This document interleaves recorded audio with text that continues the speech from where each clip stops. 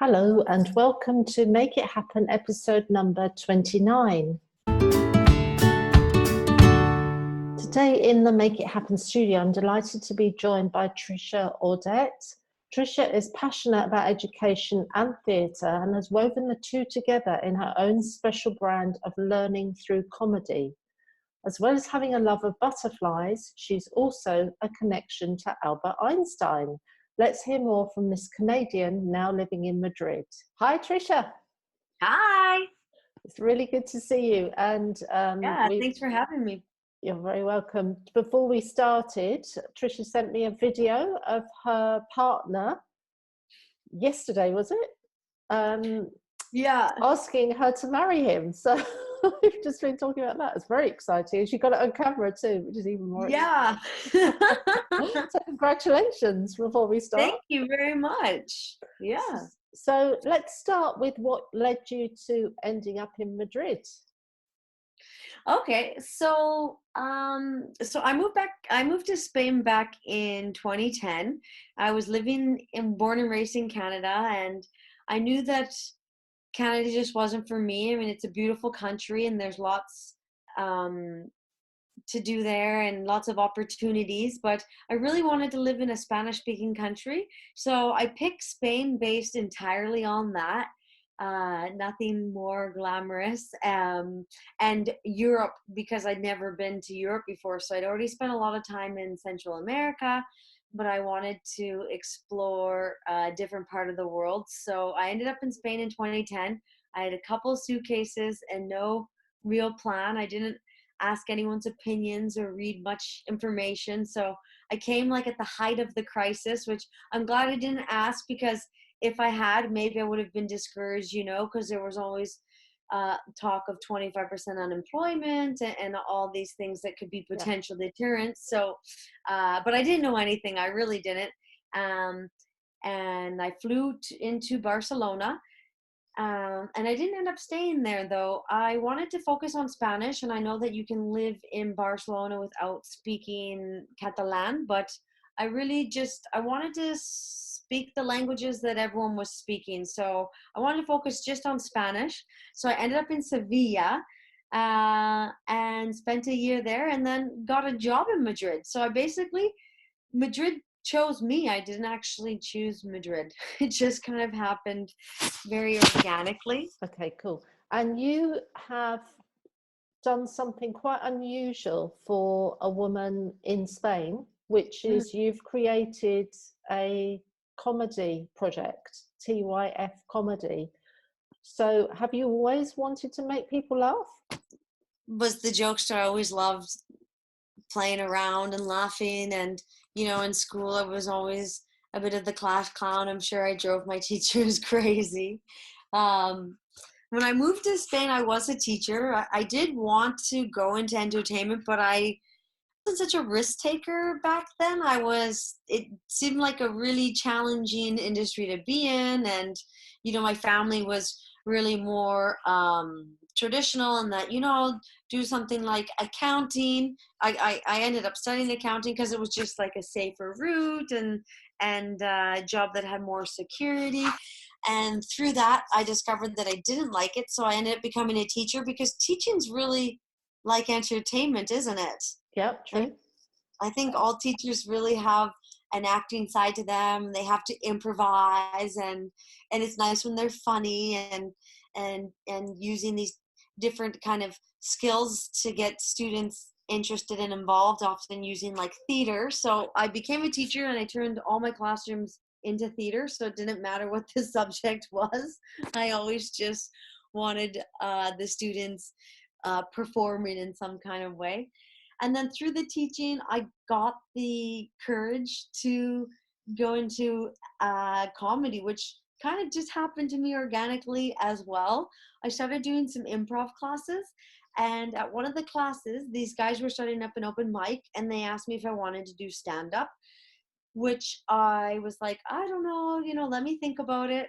And they ended up making the flyer, and they put my photo on it, and I liked the way it looked, so I was like, I'm going to give it a try. And I was hooked after the first time. And so basically one thing led to another. And before I knew it, I quit teaching. and decided to teach through entertainment. So I started doing comedy at schools and created like this motivational element to it, and sharing my story and trying to get teenagers, interested in English and interested in being proactive in their lives. And so I've actually started a number of comedy shows and brands, and TYF, or TIFF Comedy, is the newest one, with Fernando Garcia Torres, who's a Spanish comedian. And yeah, we started up in July, and it's kind of just taken on a life of its own. So we do sketch comedy, which is my favorite because you get to just be like really expressive and exaggerate. And it's the style of comedy I like. I'm very much into Saturday Night Live and these type of really over the top characters. So I like sketch shows. Has it been hard to get into comedy in Madrid? I mean, apart from the fact that you're going from your normal natural language to a new language. And what about cultural differences in humour? Because I'm guessing that the Spanish humour is very different to the Canadian or different types of humour. Yeah. I mean, that's just it. It's not just switching the language, it's switching the style of humor as well. And in stand-up comedy, you have to make a lot of cultural references to pop culture or experiences that you have. So if I'm doing stand-up for a room of expats, I am going to do stand-up that's relatable to them, and we see the world through the same eyes because we've all moved here from different countries. So it might not be as relatable if I'm doing stand-up for Spanish speakers. So you really have to take into account who your audience is and try to see through their eyes and try to come up with comedy that's relatable. I find that's the most interesting and engaging for people, is comedy that they can identify with. The market, yes and no. On the one hand, it's a really small market, so there's less competition, which is really nice. There's not as many theater companies.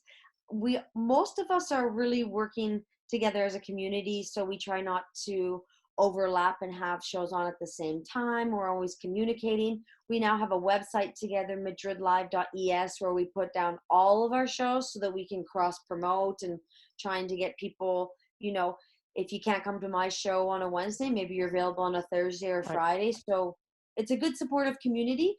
One of the challenges definitely is the size of our public. So being in Spain, not everyone speaks English, or not everyone's interested in English, or not everyone's confident, or sometimes people just don't even know that there's shows on in English. That happens a lot. I meet people and they don't even realize how much is available because maybe they're just not on the channels where we're promoting.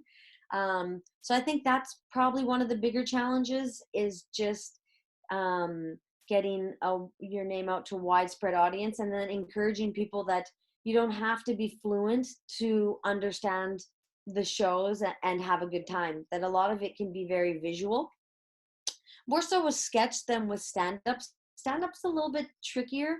I think if you can understand stand-up in another language, then you're definitely got a really high level, just because often it can be a play on words or things that aren't even connected to the language itself, like I said, but connected to where you are, or making references or quotes. Like Canadians, we love to quote movies, and maybe people here in Spain haven't seen them, or TV shows, these kind of things. Yeah, right. And what makes you laugh? Definitely real life.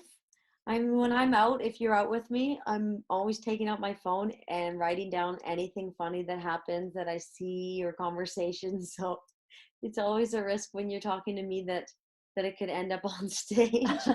Not that I'm going to identify the people, but I find the things that happen to me the funniest.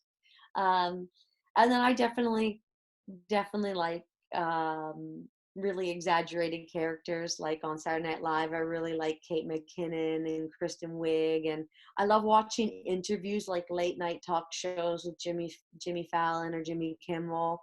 I like comedians that are just being themselves, or extensions of themselves, and they just are always looking for the funny side of things, even if it's not a funny situation. But finding a way to laugh at real life. Yep. Yeah. Yeah. Yeah. Cool.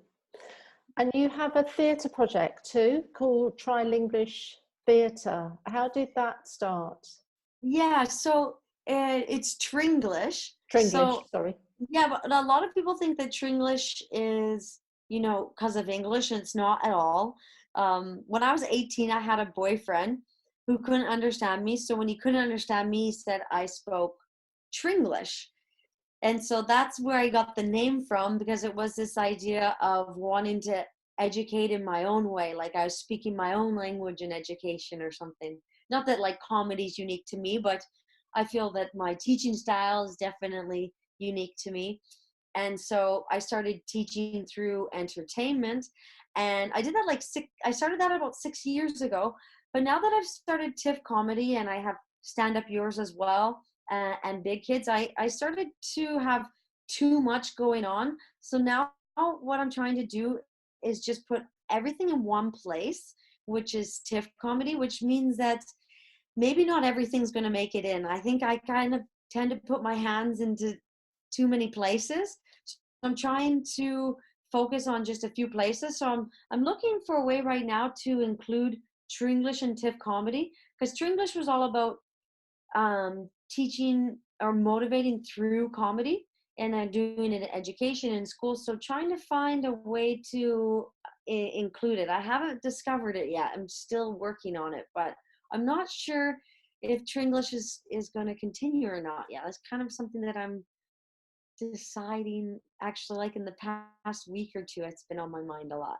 Wow. Okay. So we'll wait to hear what happens with that project. Yeah. Yeah, but it's evolved and probably taken on a life of its own, and things have moved on. You've moved on since then. So that's exactly what happened. So I started off, I had an office in Seoul, like on Calle Caretas, and I would have groups come in and I would do interactive classes. And then it started taking on a mind of its own, and it turned into many different things. And that's when I started doing stand-up. So I started branching out and making these different brands, because it was kind of confusing what it was. It was kind of like maybe the umbrella to a bunch of different projects. So when I started splitting it into various different brands, it just got too overwhelming, and I found myself doing everything mediocre. So I'm trying to just focus on one instead of stretching myself out so much, and trying to have more of a personal life too. I get a little bit too obsessed with my work, because I am my work. So I have a hard time differentiating between personal and professional, because I feel like my work follows me everywhere, because it's inside of me. yeah, So I can't get away. Yeah, it's a challenge for a lot of people nowadays, isn't it? Who are they are the brand, so that does make it a challenge. Yeah, it's hard to switch off. Yeah. We work together to enrich education, which is amazing, as education is the solution to everything. You said that. What? Yeah. Tell us more. I've said about that many times. Where did you find that? That's on your website, I think. Yeah. Okay. Yeah. Because I'm constantly updating it, because I've always said that to people, always, because it's so true. Like, first of all, the more we get students interested in education, the more they want to be there, the more they're paying attention, the more opportunities we have to teach them about the world and different ways of seeing and understanding, and start accepting that we're all different and all cultures have a different way of interacting with the world, and that's okay. So it's through education that we can open people's eyes to our differences, and create acceptance, and reduce hate. I mean, that's really what a lot of the problems in the world are, is because people don't understand why people think or see in a certain way, or unwilling to just accept that it's okay if we don't understand or see the same way as other people, that everyone's allowed to have their own opinion.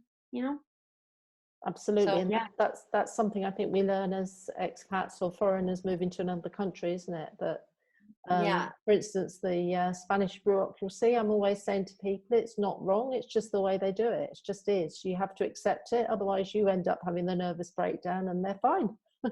Yeah, exactly.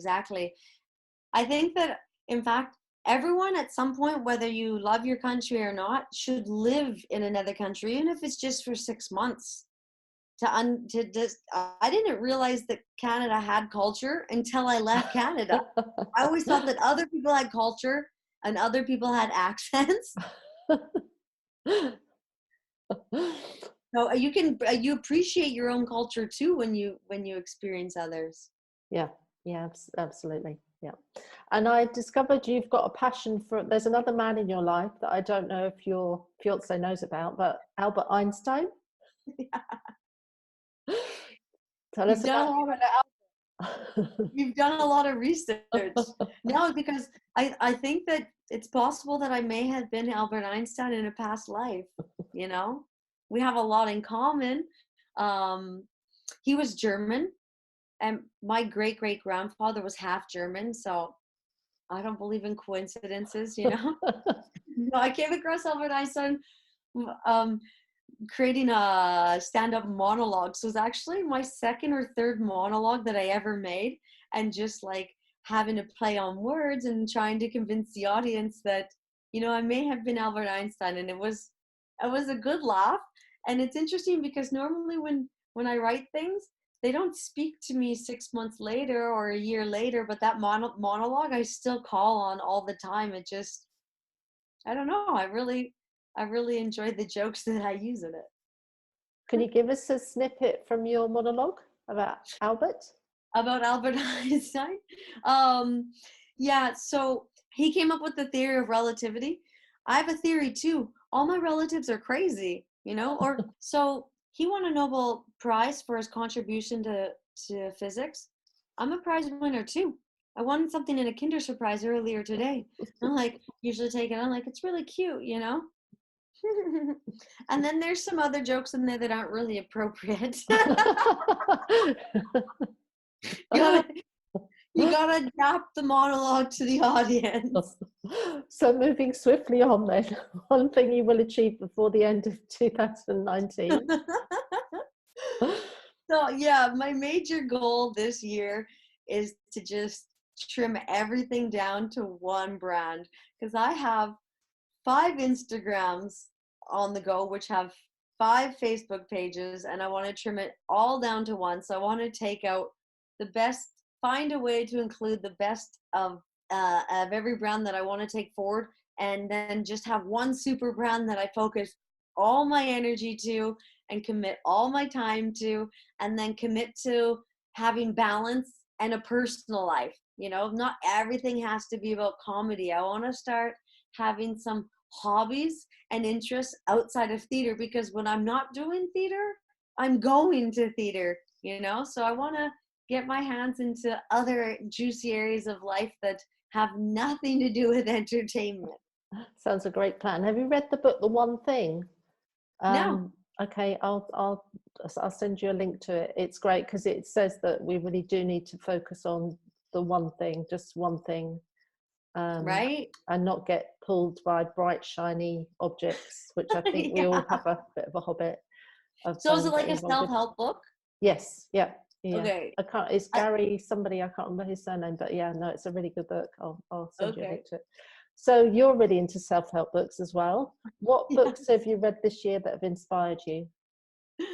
So I've got 2 books on the go right now. I kind of bounce between the 2 of them. The one's called The Present Process, and a friend gave it to me. She said she was walking by her bookshelf and it just called out for her to give to me. And it's just about being present and in the moment,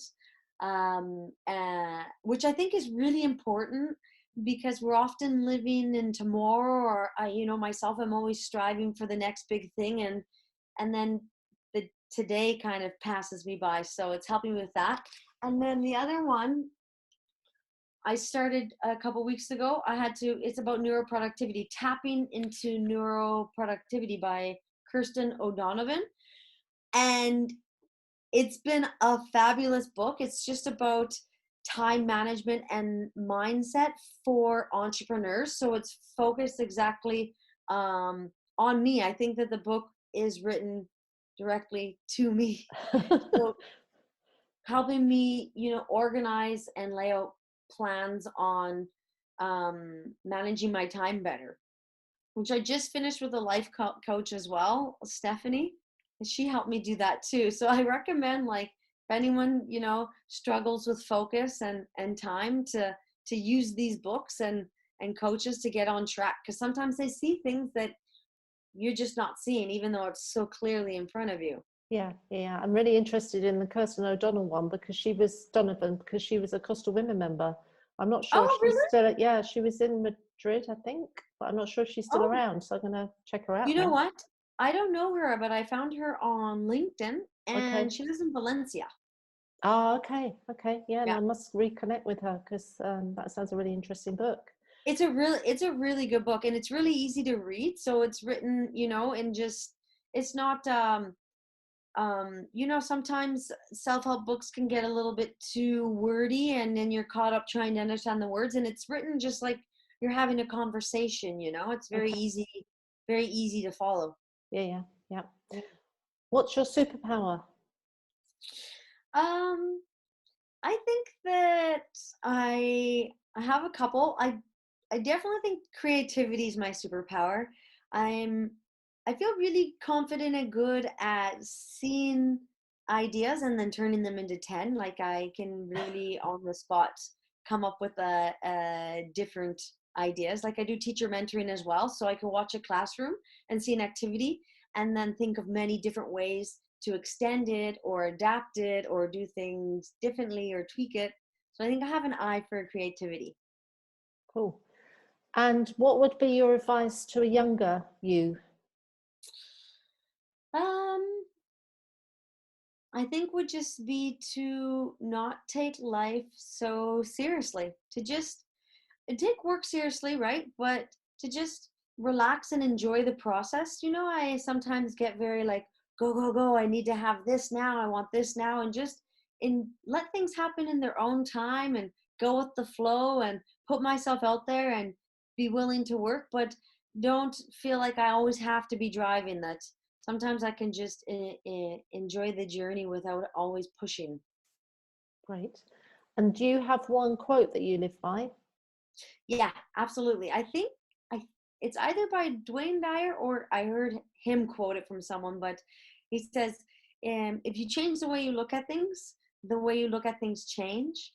And I really like it because mindset is everything. So, you know, he talks about a lot. I watch his videos. You know, if we see that we're living, you know, in a crazy, hectic, busy world, then that's the world that we're gonna live in, right? So the way we choose to see things and the thoughts that we choose play a really big role in our happiness and the way we live our lives. So I constantly do try to remind myself that our minds play a big role and that we have a lot more control than we give ourselves credit for. Yeah, yeah. So I'm waving my make it happen magic wand. Yeah. What are you daydreaming about? I want to have my own sketch comedy show, like Saturday Night Live style, where I get to be involved in the creative writing process. So sitting around a table, writing the sketches, rehearsing, and doing something new every week because I like variety and constantly changing things and coming up with new ideas. So definitely the Tricia show. Now that name doesn't sound good, but something like that. Well, maybe somebody's listening or watching this who could help you with that dream. So You you never never know. know. Yeah. If people want to connect with you after this interview, what's the best place for them to connect with you now that you're Well, changing a few of your brands around? And yeah, yeah, well, the best place, I'm just going straight to TIFF Comedy. So tyfcomedy.com is the website. I'm on Instagram and Facebook at TYF Comedy, or my email, Tricia at tyfcomedy.com. perfect. I'm going to focus just there. Yeah, no, that's really good advice. I think Yeah. it's easy to get sucked in, especially when we have lots of, if we're ideas people, I am as well, Mm-hmm. to get sucked into new ideas and go completely off tangent, and then you're down a track and you've forgotten even how you got down there. So it's good Yeah. to be focused, particularly at the end of a year, and think what you want to achieve for next year. It's good thing to do. Yeah. Absolutely. So that's the dream. Perfect. Well, hopefully you'll make it reality in 2020. I hope so. Good. I think so. That's the plan. I'm sticking to it. Good. And on that thought, thank you very much, Tricia. Thank you And so much. It was hope a to see pleasure you talking to you. and hope to see you in Madrid, either on Yes, stage hope to see or you in soon. person. Great. Bye. Thank you.